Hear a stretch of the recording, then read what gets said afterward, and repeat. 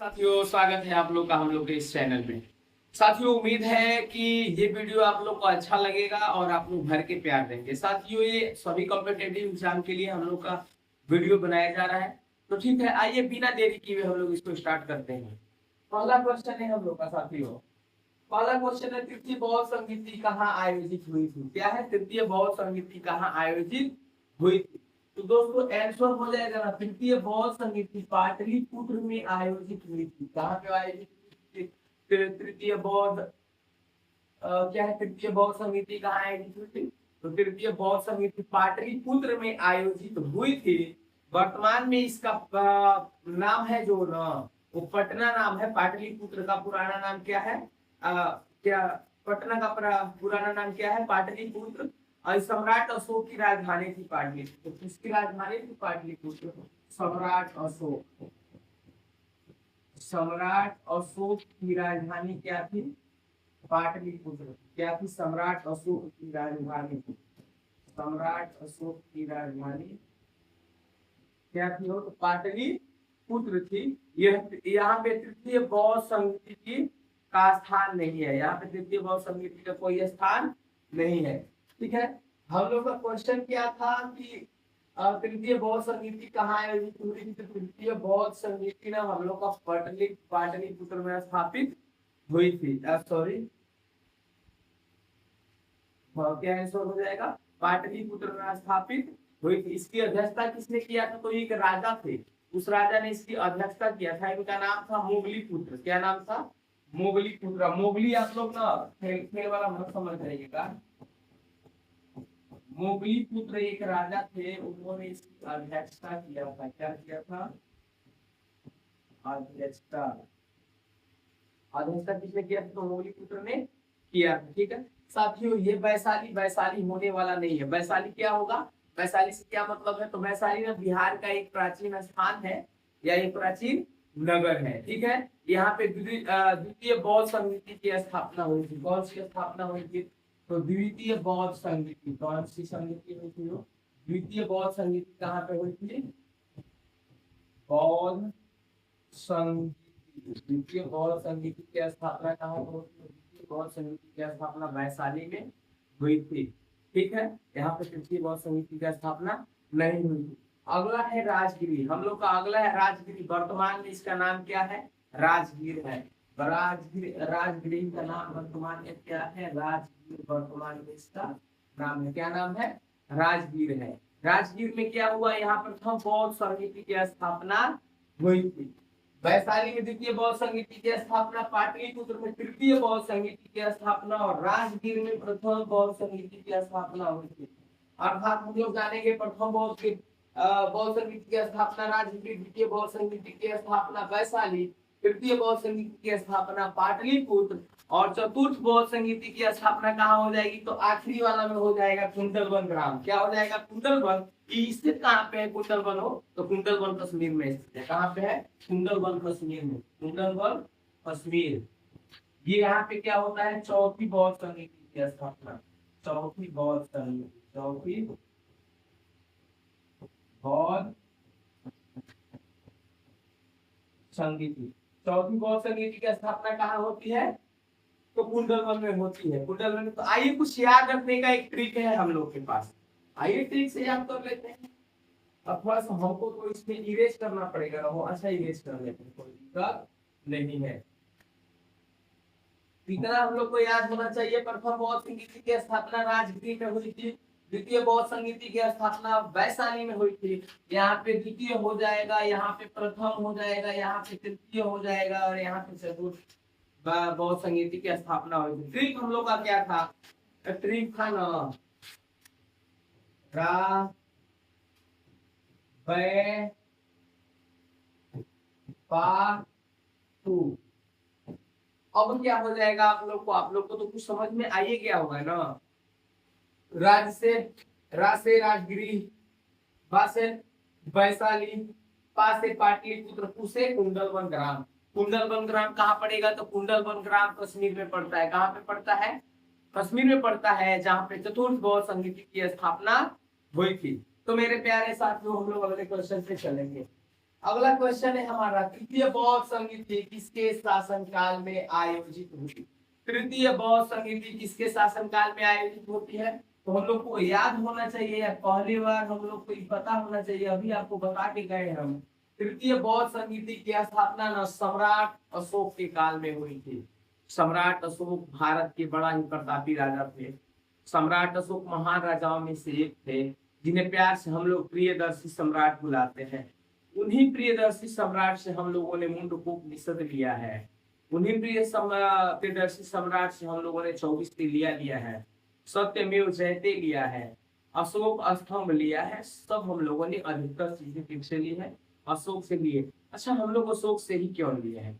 वजह उसकी ये थी ना कि एक ऐसा राजा जो इतना निर्दयी था कि अपने लगभग इतिहास बताता है कि 108 भाइयों को मार के कत्लेआम करके गद्दी पे बैठा हो। लेकिन कलिंग के युग में उसका हृदय परिवर्तन होता है और भारत का सबसे प्रतापी राजा होता है। लगभग 3 लाख लोगों को ले जाके एक ही बार आदमी को बौद्ध धर्म स्वीकार कर लेते हैं। तो इस राजा का हृदय परिवर्तन जो था ना, हृदय परिवर्तन की वजह से हम लोगों ने ना अशोक से जो भी उसकी शिलाएं थी उसको ले लिया। सत्यमेव जयते हमने इसलिए लिया ना कि सदैव सत्य की जीत होती है। किससे लिया था? तो सम्राट अशोक से हम लोगों ने ये सब ले लिया था। सम्राट अशोक किस वंश के थे? तो सम्राट अशोक में मौर्य वंश के सबसे प्रतापी राजा थे। मौर्य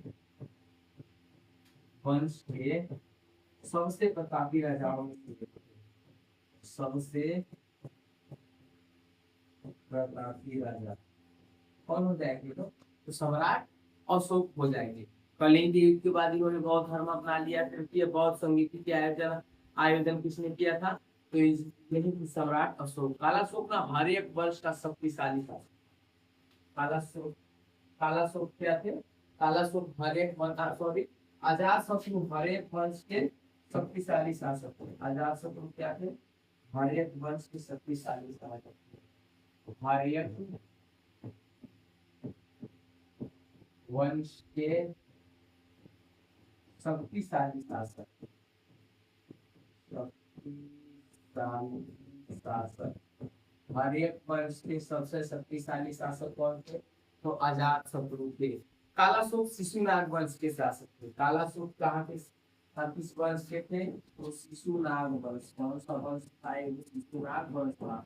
शिशुनाग वंश के संस्थापक थे कालाशोक। ठीक है, कालाशोक कहाँ के शासक थे? तो हम लोगों ने पढ़ा है कि कालाशोक न शिशुनाग वंश के शासक थे। कनिष्क कुषाण वंश के शासक थे। कनिष्क क्या थे? कुषाण वंश। कुषाण एक वंश था, अनेकों भारत में वंश रहे, उन वंशों में से एक था कुषाण वंश। इसके शासक कौन थे? तो सम्राट कनिष्क थे। ये भी महान शासक थे। कनिष्क क्या थे? महान शासक थे। महायान बौद्ध धर्म का संरक्षण इन्होंने किया था। किसका संरक्षण किया था? महायान बौद्ध धर्म का। किसने किया था? कनिष्क ने किया था। महायान बौद्ध धर्म का संरक्षण अर्थात रक्षा किया था।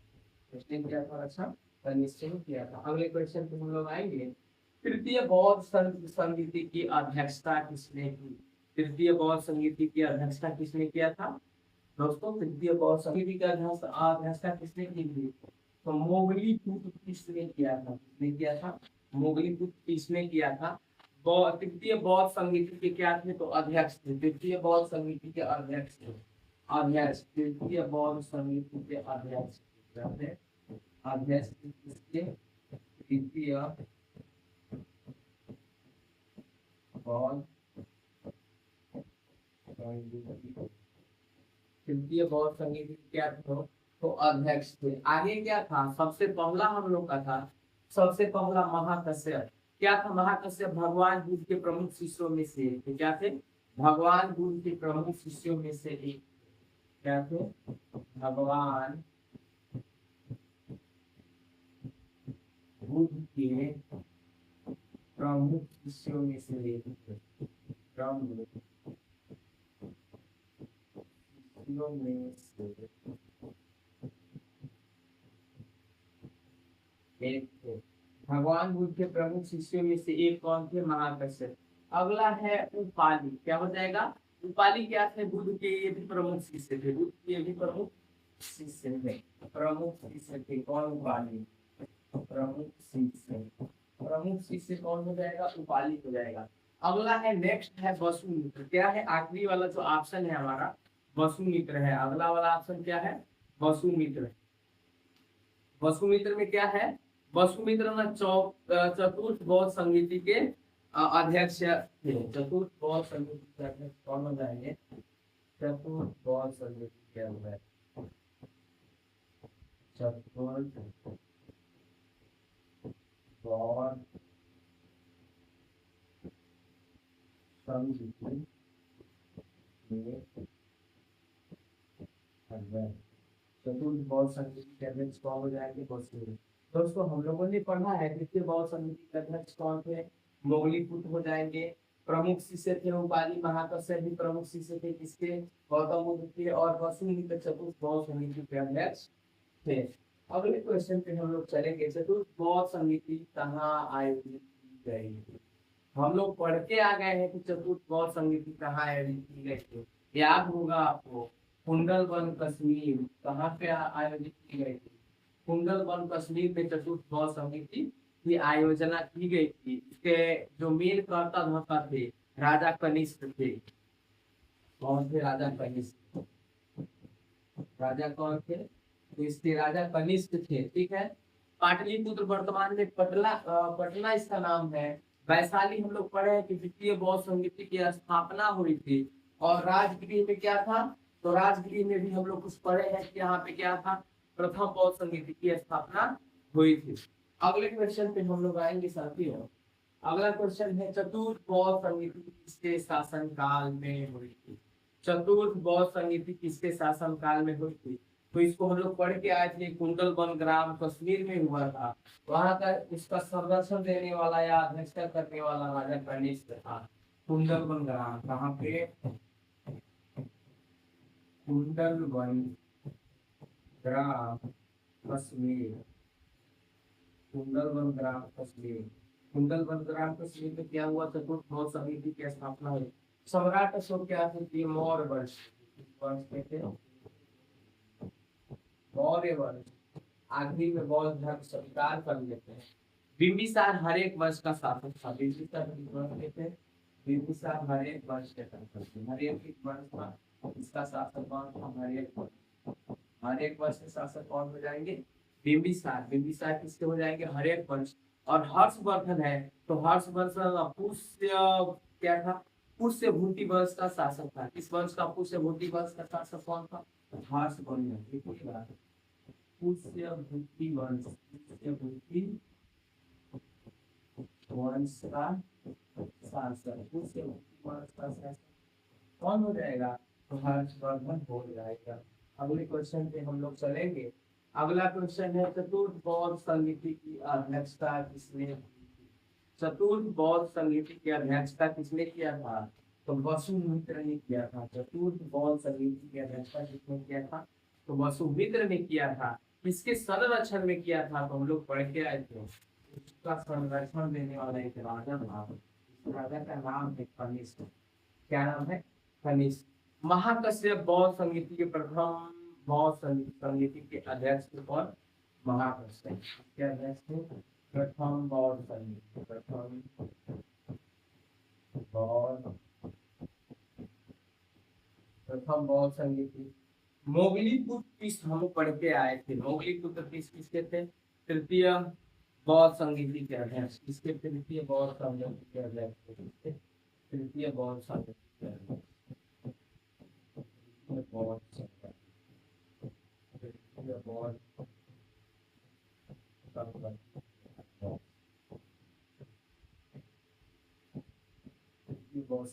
अध्यक्ष। आखिर में हो जाएगा आनंद। आनंद ही बुद्ध के शिष्य, प्रिय शिष्य थे। बुद्ध के प्रिय शिष्य थे। कौन? आनंद। बुद्ध के प्रिय शिष्य। बुद्ध के प्रिय शिष्य कौन हो जाएंगे? बुद्ध के प्रिय शिष्य आनंद। अगले क्वेश्चन पे हम लोग चलेंगे। शैव धर्म में शिव के सबसे प्राचीन संप्रदाय का नाम क्या है? शैव धर्म में शिव के सबसे प्राचीन संप्रदाय का नाम क्या है? तो इसका नाम हो जाएगा पाशुपत। पाशुपत नाम है किसका? शैव धर्म में शिव के सबसे प्राचीन संप्रदाय का नाम क्या हो जाएगा? पाशुपत। शैव धर्म ना सबसे प्राचीन संप्रदाय है। शैव धर्म क्या है? शैव धर्म सबसे प्राचीन संप्रदाय है। इसका नाम लकुशिस, इसके क्या होते हैं? लकुशिस संस्थापक होते हैं। संस्थापक कौन होता है? लकुशिस। लकुशिस क्या हो जाएगा? संस्थापक। संस्थापक कौन हो जाएगा? तो लकुशिस हो जाएगा। लिंगायत एक समुदाय है। लिंगायत क्या है? एक समुदाय है, कर्नाटक का प्रमुख समुदाय है। ठीक है। अगला है क्या है? कालामुख। कालामुख भी है, शैव धर्म का तांत्रिक संप्रदाय है। शैव धर्म का तांत्रिक संप्रदाय हो जाएगा कालामुख। और कापालिक हो जाएगा तांत्रिक संप्रदाय। भाई शैव धर्म का संप्रदाय हो जाएगा, तांत्रिक धर्म का संप्रदाय हो जाएगा। पाशुपत संप्रदाय के संस्थापक कौन माने जाते हैं? आंसर हो जाएगा लकुशिस। आंसर क्या हो जाएगा? लकुशिस। लकुशिस को भगवान शिव का अवतार माना जाता है। भगवान शिव का अवतार माना जाता है। लकुशिस को भगवान शिव का अवतार माना जाता है। ये गोरखनाथ संप्रदाय ने नाथ संप्रदाय के महान गुरु थे। नाथ संप्रदाय, नाथ संप्रदाय क्या हो जाएगा? गुरु। नाथ संप्रदाय के गुरु हो जाएंगे गोरखनाथ। गोरखनाथ मंदिर है हमारे यहाँ, कभी आइए विजिट करके। बड़ा ही बढ़िया बनाया गया है। योगी आदित्यनाथ ने इसको सजा के बनाया है। आदि शंकराचार्य क्या थे? अद्वैतवाद के थे। अद्वैतवाद वेदांत के दर्शन के महान थे। क्या थे? अद्वैतवाद।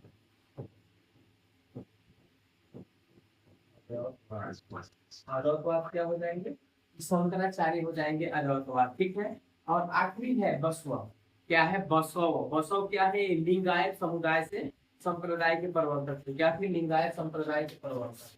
लिंगायत संप्रदाय के प्रवर्तक। लिंगायत संप्रदाय के प्रवर्तक। संप्रदाय के प्रवर्तक। लिंगायत संप्रदाय के प्रवर्तक हो जाएंगे। अगला है शिव के 4 प्रमुख संप्रदायों का वर्णन किस पुराण में मिलता है? शिव के 4 प्रमुख संप्रदायों का वर्णन किस पुराण में मिलता है? तो एक पुराण है, इसका नाम होता है वामन पुराण। वामन पुराण में शिव के प्रमुख संप्रदायों का वर्णन मिलता है। परीक्षाओं में यह तथ्य अक्सर पूछे जाते हैं। मत्स्य पुराण भगवान विष्णु का हो जाएगा। विष्णु पुराण किससे हो जाएगा? भगवान विष्णु का हो जाएगा। नहीं है। अगला है मत्स्य पुराण, ये भी भगवान विष्णु के अवतार से संबंधित है। इससे भी हमें मतलब है नहीं। भागवत पुराण आखिरी वाला है। भागवत पुराण मुख्य रूप से कृष्ण और विष्णु के भक्ति पर आधारित है। किसके? कृष्ण और विष्णु के भक्ति पर आधारित है। किस पर आधारित है? तो कृष्ण और विष्णु के भक्ति पर आधारित है। तो लिख सकते हैं हम लोग कृष्ण और विष्णु की भक्ति पर आधारित। कृष्ण और विष्णु के भक्ति पर, कृष्ण और विष्णु के भक्ति पर आधारित है। अगले सवाल पे हम लोग चलेंगे। अगला सवाल है हम लोगों का, नाथ संप्रदाय का व्यापक प्रचार प्रसार किसने किया? नाथ संप्रदाय का व्यापक प्रचार प्रसार किसने किया? तो हमने बोला है कि लोहड़ी के दिन में कभी आइए, इनका दर्शन करिए, मन्नत मांगिए, शायद से मन्नत पूरा हो जाता। तो ये क्या थे? नाथ संप्रदाय के सबसे प्रमुख गुरुओं में से एक थे। हठ योग का व्यापक प्रचार किया था इसने। क्या किया था? हठ योग के व्यापक प्रचार प्रसार इन्होंने किया था। इनके कारण नाथ संप्रदाय काफी दिनों तक चला है। इनके कारण नाथ संप्रदाय का क्या हुआ? प्रमुखता से विस्तार हुआ। प्रमुखता से विस्तार इसकी वजह से होता है, बाबा गोरखनाथ के वजह से होता है नाथ संप्रदाय का प्रमुखता से विचार। अगला है क्या है? रामानुजाचार्य। रामानुजाचार्य क्या है? ये वैष्णव धर्म के प्रमुख आचार्य थे। क्या थे? वैष्णव धर्म के प्रमुख आचार्य कौन थे? रामानुजाचार्य। रामानुजाचार्य क्या थे? तो वैष्णव धर्म के प्रमुख आचार्य। वैष्णव धर्म के प्रमुख आचार्य। वैष्णव धर्म के प्रमुख आचार्य कौन हो जाएगा? तो रामानुजाचार्य हो जाएंगे। ठीक है, अगला है हम लोगों का वल्लभाचार्य। वल्लभाचार्य ने श्री कृष्ण भक्ति का प्रचार किया। अच्छा, इनको एक और संप्रदाय था, रुद्र संप्रदाय रुद्र संप्रदाय का आचार्य। रुद्र संप्रदाय का आचार्य इनको बोल सकते हैं, कोई दिक्कत किसी को नहीं होनी चाहिए। आगे है कुमार संभवाचार्य। इस क्या थे? निम्बकाचार्य का कुमार संभव आचार्य था। कुमार संभव आचार्य इसके प्रमुख। अगले क्वेश्चन पे हम लोग चलेंगे। वैष्णव संप्रदाय में रामानुजाचार्य किस संप्रदाय से संबंधित? वैष्णव संप्रदाय में रामानुजाचार्य किस संप्रदाय से संबंधित थे? तो ऐसा हो जाएगा श्री संप्रदाय। क्या हो जाएगा? श्री संप्रदाय से संबंधित। श्री संप्रदाय से संबंधित कौन थे? तो श्री संप्रदाय से संबंधित थे, इनका नाम था रामानुजाचार्य। विशिष्टाद्वैतवाद का दर्शन किए थे। क्या थे? या प्रतिपादक थे। विशिष्टाद्वैतवाद का प्रतिपादक थे। ब्रह्म समाज के प्रमुख आचार्य कौन थे? ब्रह्म समाज के प्रमुख आचार्य कौन थे? माधवाचार्य। इनका क्या हो जाएगा? माधवाचार्य। इनका क्या हो जाएगा? माधवाचार्य हो जाएगा। रुद्र संप्रदाय प्रमुख आचार्य इसका नाम वल्लभाचार्य हो जाएंगे। रुद्र का हम लोग पढ़े क्या है? वल्लभाचार्य। क्या हो जाएगा? वल्लभाचार्य। वल्लभाचार्य हो जाएगा। कुमार संप्रदाय का आचार्य हो जाएंगे कौन? निम्बिकाचार्य। कौन हो जाएंगे? निम्बिकाचार्य हो जाएंगे। अगले क्वेश्चन पे हम लोग आते हैं। अगले क्वेश्चन पे हम लोग आते हैं। हम लोगों का अगला क्वेश्चन है,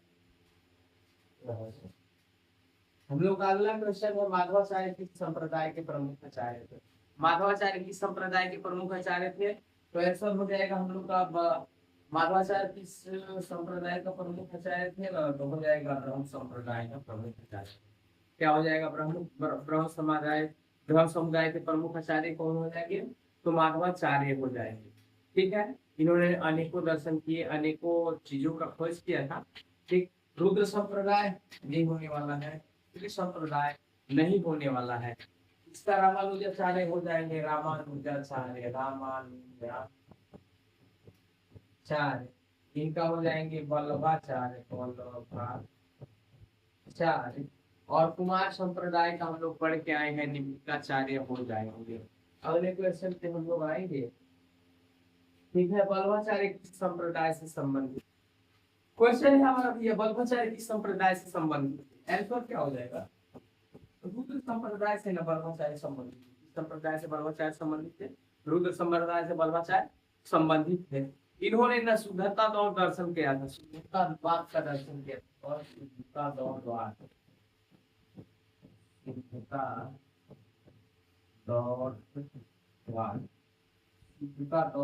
का क्या किया था? समर्थन किया। किसने किया था? समर्थन रुद्र संप्रदाय का वल्लभाचार्य ने किया था। आगे है श्री संप्रदाय। क्या है? श्री संप्रदाय। श्री संप्रदाय का किसने किया था? रामानुजाचार्य ने किया था। किसने किया था? रामानुजाचार्य ने किया। श्री संप्रदाय रामानुजाचार्य। श्री संप्रदाय का किसने किया था? रामानुजाचार्य ने किया था। ठीक है, अगले के लिए हम लोग आएंगे ब्रह्म संप्रदाय। क्या हो जाएगा? ब्रह्म संप्रदाय आ जाएगा। ब्रह्म संप्रदाय किसने किया था? तो ब्रह्म संप्रदाय किसने किया था? माधवाचार्य ने किया था। माधवाचार्य ने किया था। माधवाचार्य किसने किया था? तो माधवाचार्य ने किया था। कुमार संभव का किसने किया था? तो निम्बकाचार्य ने किया था। निम्बकाचार्य किसने किया था? निम्बकाचार्य ने किया था। निम्बकाचार्य किसने किया? निम्बकाचार्य ने किया था। अगले क्वेश्चन हम लोग चलेंगे। अगला क्वेश्चन है निम्बकाचार्य किस संप्रदाय के प्रमुख आचार्य थे? निम्बकाचार्य किस संप्रदाय के प्रमुख आचार्य थे? आंसर में हम लोग क्या लिख देंगे? कुमार कुमार संप्रदाय का क्या हो जाएगा? कुमार संप्रदाय का क्या हो जाएंगे? ये संप्रदाय हो जाएंगे, प्रमुख संप्रदाय थे। कौन? निम्बकाचार्य कुमार संप्रदाय के प्रमुख संप्रदाय क्या थे? संप्रदाय के प्रमुख आचार्य थे। अगला है हम लोग का, अर्थात पहला है श्री संप्रदाय का किसने हो जाएगा? रामानुजाचार्य। हम लोग पढ़ के आए हैं। ब्रह्म संप्रदाय का क्या हो जाएगा? तो ब्रह्म संप्रदाय का माधवाचार्य हो जाएगा। इनका क्या हो जाएगा? माधवाचार्य, माधवाचार्य हो जाएगा। और रुद्र संप्रदाय का क्या हो जाएगा? वल्लभाचार्य हो जाएगा। क्या हो जाएगा? वल्लभाचार्य। क्या हो जाएगा? वल्लभाचार्य। अगला क्वेश्चन है हम लोग का, इस्लाम धर्म के संस्थापक कौन थे?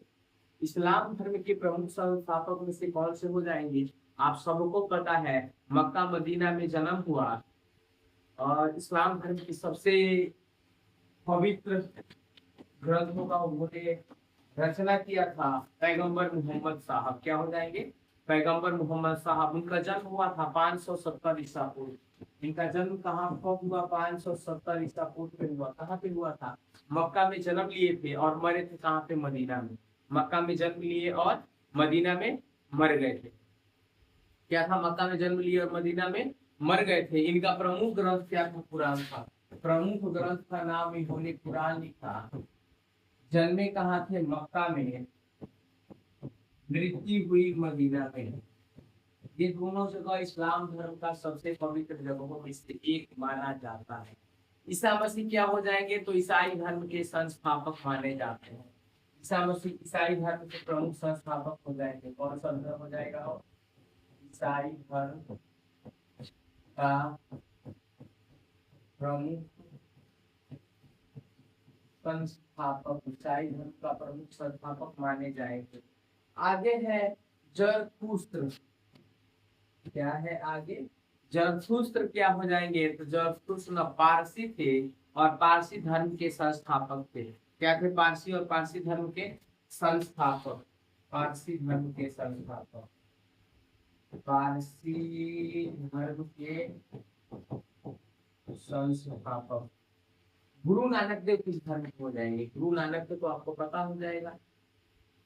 गुरु नानक देव तो पता होना चाहिए ना, वो सिख धर्म के। अच्छा, सिख धर्म के हो जाएंगे। धर्म के सिख धर्म के हो जाएंगे। कौन? गुरु नानक देव। कब हुआ था इनका जन्म? 1469 ईस्वी में हुआ था। जन्म कब हुआ? 1469। आश्चर्य की बात यह है कि सबका जन्म पता होता है, शायद हम लोग को ही हम लोग का जन्म होगा, घर वालों को शायद से नहीं पता है। ठीक है। अगला क्वेश्चन है, हजरत मोहम्मद का जन्म किस वर्ष हुआ था? हम लोगों ने पढ़ा था हजरत मोहम्मद साहब का जन्म 570 ईसा पूर्व हुआ था। कब हुआ था? 570 ईसा पूर्व हुआ था हजरत मोहम्मद का जन्म। मक्का में जन्म हुआ, मदीना में मरे। अच्छा, वर्ष इस वर्ष इनको क्या था? हाथी का वर्ष माना जाता है। हाथी का वर्ष क्या होता है? इनको माना जाता है 570 हाथी का वर्ष माना जाता है। क्या वर्ष? हाथी का वर्ष माना जाता है। कौन सा वर्ष माना जाता है? हाथी का वर्ष माना जाता है। 563 ईसा पूर्व किसका जन्म हुआ था? तो हजरत मोहम्मद साहब का जन्म 563 ईसा पूर्व में ही हुआ था। अर्थात तीनों के तीनों ऑप्शन निराधार है। 18वां 17वां ऑप्शन है, क्वेश्चन है, हजरत मोहम्मद को पहली वही कहाँ प्राप्त हुई थी?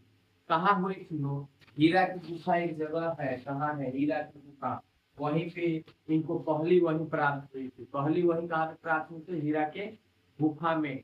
अच्छा, ये क्या किए थे ना, यही फरिश्ता जिब्राइल नाम का एक माध्यम था इसका, जिसको पहली बड़ी प्राप्ति हुई थी। तो फरिश्ता जिब्राइल एक माध्यम, इससे इनको ज्ञान की प्राप्ति। मदीना में क्या होता है? तो मदीना में क्या होता है? पैगंबर मोहम्मद साहब हिजरत के बाद मोहम्मद कहाँ चले गए थे? तो मदीना में चले गए थे। अगला ऑप्शन हो जाएगा काबा। काबा में क्या है? इस्लाम धर्म का सबसे पवित्र स्थल काबा हो जाएगा। काबा इस्लाम धर्म का सबसे पवित्र, इस्लाम धर्म का सबसे पवित्र स्थल। इस्लाम धर्म का सबसे पवित्र स्थल क्या हो जाएगा? काबा हो जाएगा। ठीक है दोस्तों, तो इस छोड़ के आगे हम लोग बढ़ते हैं। अगला प्रश्न है, कुरान किस भाषा में लिखी गई है? कुरान कुरान किस भाषा में लिखी गई है? कुरान मुख्य रूप से अरबी भाषा में लिखी गई है। पैगंबर मोहम्मद साहब की मुख्य भाषा जो थी वो क्या थी? अरबी थी। पैगंबर मोहम्मद साहब की मुख्य भाषा अरबी थी। अरबी में ही उन्हें ज्ञान की प्राप्ति हुई थी, मतलब ना बड़ी प्राप्ति थी उनको, ज्ञान की प्राप्ति जो थी। तो पूरी दुनिया मुसलमान नमाज कुरान के आयतों के हिसाब से ही अदा करते हैं। फारसी क्या था? तो फारसी ना ईसाई धर्म का प्रमुख जो भी वो भाषा हो जाएगा, ईसाई धर्म का प्रमुख भाषा। हाँ, तो क्या है? ईसाई धर्म का प्रमुख भाषा है। उर्दू इस्लाम धर्म का प्रमुख भाषा है। इस्लाम धर्म की प्रमुख भाषा, इस्लाम धर्म की प्रमुख भाषा है। आगे है तुर्की।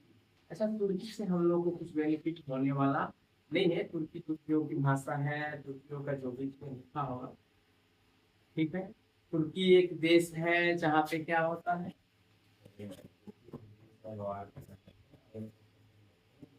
अगला क्वेश्चन है, ईसाई धर्म का प्रमुख प्रतीक क्या है? ईसाई धर्म का प्रमुख प्रतीक क्या हो जाएगा? क्रॉस हो जाएगा। ईसाई धर्म का प्रमुख प्रतीक क्या हो जाएगा? ईसाई धर्म का प्रमुख प्रतीक हो जाएगा क्रॉस। यहाँ पे ईसा मसीह को बलिदान के रूप में दिया गया था। ईसा धर्म क्या हो जाएगा? क्रॉस है ही। ईसाई धर्म का प्रमुख प्रतीक यहाँ पे ईसा मसीह को सूली पे लटका दिए थे सब। ठीक है, इसका मतलब क्या कर दिए थे? सूली पे लटका दिए थे। तो ईसाई धर्म का प्रमुख क्या हो जाएगा? क्रॉस हो जाएगा। चंद्रमा क्या है? तो चंद्रमा इस्लाम धर्म का हो जाएगा। चांद और तारे हो जाएंगे। त्रिशूल क्या हो जाएगा? भगवान शिव का प्रतीक हो जाएगा। और चक्र भगवान विष्णु का प्रतीक हो जाएगा। अगले क्वेश्चन पे आएंगे हम लोग। ईसाई धर्म के संस्थापक कौन है? ईसाई धर्म के संस्थापक किसे माना जाता है? तो अभी हम लोगों ने पढ़ा है जिनको ऐसे हाथों में खंभे पे लटका दिया गया था, उस शख्स का नाम क्या है? तो ईसा मसीह है। मरने के बाद बोले तो हमारे मरने के बाद भूचाल आएगा, भूकंप आएगा, तूफान आएगा, शायद सब आया था। इसलिए इनको ना ईसा मसीह ईसाई धर्म का पवित्र स्थान माना जाता है। इनका जन्म हुआ था बेथलेहम में। कहाँ हुआ था? एक जगह है बेथलेहम। बेथलेहम में इनका जन्म होता है। पैगंबर मोहम्मद साहब क्या होते हैं? इस्लाम धर्म के पवित्र प्रवर्तक होते हैं। महात्मा बुद्ध बौद्ध धर्म के प्रमुख प्रवर्तक। और जरूरी क्या होते हैं ना, तो ये पारसी धर्म के प्रमुख संस्थापक होते हैं। अब हम लोग अगले क्वेश्चन पे पढ़ेंगे। ठीक है, अगला क्वेश्चन हम लोग का क्या है मेरे प्यारे साथियों? पारसी धर्म के संस्थापक कौन थे? पारसी धर्म के संस्थापक कौन हो जाएंगे? हम लोग पढ़ के आए हैं, पारसी भारत का धर्म नहीं है ये। क्या हो जाएगा? जरथुस्त्र। क्या हो जाएगा? जरथुस्त्र। इनका नाम थोड़ा टेढ़ा है, दिक्कत हो रहा है। जरथुस्त्र हो जाएगा, जो पारसी धर्म के संस्थापक हो जाएंगे। महावीर स्वामी क्या थे? ये तो जैन धर्म के प्रवर्तक थे। गुरु नानक इसके सिख धर्म के प्रवर्तक थे। और कन्फ्यूशियस क्या थे? तो कन्फ्यूशियस से हमें ज्यादा लेना और देना अगले क्वेश्चन में करेंगे। अगला क्वेश्चन है, पारसी धर्म का पवित्र ग्रंथ कौन सा है? पारसी का पवित्र ग्रंथ क्या है? तो अवेस्ता है। पारसी धर्म का पवित्र ग्रंथ क्या है? अवेस्ता पारसी धर्म का पवित्र ग्रंथ है। इसकी रचना किसने किया था? तो अभी इसके जो संस्थापक थे जरथुस्त्र ने किया था। किसने किया था? जरथुस्त्र ने किया था। बाइबिल किसका है? बाइबिल ईसाई धर्म का पवित्र पुस्तक है। किसका है? ईसाई धर्म का। क्या है? बाइबिल ईसाई धर्म का पवित्र पुस्तक है। कुरान इस्लाम धर्म का है। और ये त्रिपिटक निकाय, ये अनेकों त्रिपिटक बौद्ध धर्म के प्रमुख सिद्धांतों में से एक है। क्या है? बौद्ध धर्म के प्रमुख सिद्धांत। बौद्ध धर्म के प्रमुख सिद्धांत है, जैसे त्रिपिटक था। और अगले क्वेश्चन को लोग आएंगे। अगला क्वेश्चन है, पारसी धर्म में ईश्वर को किस नाम से जाना जाता है? पारसी धर्म में ईश्वर को किस नाम से जाना जाता है? तो अहूरा मजदा। पारसी धर्म में ईश्वर को अहूरा मजदा नाम से जाना जाता है। इस्लाम धर्म में अल्लाह जाना जाता है। हिंदू धर्म में विष्णु जाना जाता है। और यहोवा यहूदियों में जाना जाता है। अगले क्वेश्चन को हम लोग चलेंगे। अगला क्वेश्चन हम लोग का, पारसी धर्म में अग्नि को क्या माना जाता है? तो भाई पारसी धर्म में अग्नि को क्या माना जाएगा? पवित्रता का प्रतीक पारसी धर्म में भी माना जाता है। अगर हिंदू धर्म में माना जाए तो हिंदू धर्म में अग्नि को एक देवता माना जाता है। हम लोग बोलते हैं कि हमारा शरीर तो पंच तत्वों से मिलके बना है। इसमें आग है, पानी है, हवा है, आकाश है और मिट्टी है। इन पांच तत्वों से मिलके हम लोग का शरीर बना है। अवतार, अवतार से कुछ लेना देना नहीं है, गुरु से इसमें लेना देना है नहीं। अगले क्वेश्चन पे चलेंगे हम लोग। महाजनपदों का काल सामान्यतः किस अवधि को माना जाता है? महाजनपदों का काल समानता किस अवधि को माना जाता है? 400 ईसा पूर्व से लेकर 600 ईसा पूर्व महाजनपदों का काल माना जाता है। बाकी